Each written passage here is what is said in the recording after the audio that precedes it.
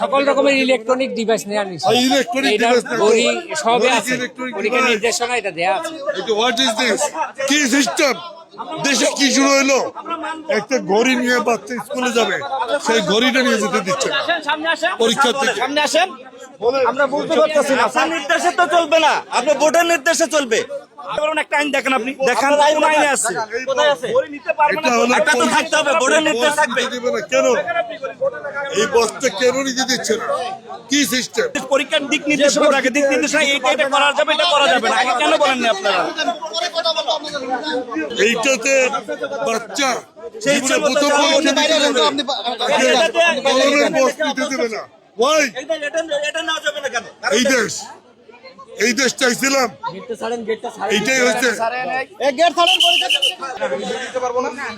Transparent তো এটা, এখন ট্রান্সপারেন্ট কোনো কিছু লিখাও নেই এখানে।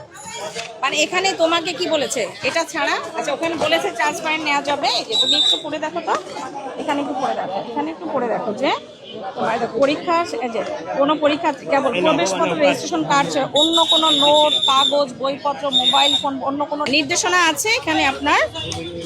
এই যে এখানে দেওয়া আছে, দেখেন এখানে আছে কোনো পরীক্ষার্থী কেবল প্রবেশপত্র, রেজিস্ট্রেশন কার্ড ছাড়া অন্য কোনো নোট, কাগজ, বইপত্র, মোবাইল ফোন বা অন্য কোনো ডিভাইস সঙ্গে আনতে দেওয়া হবে না।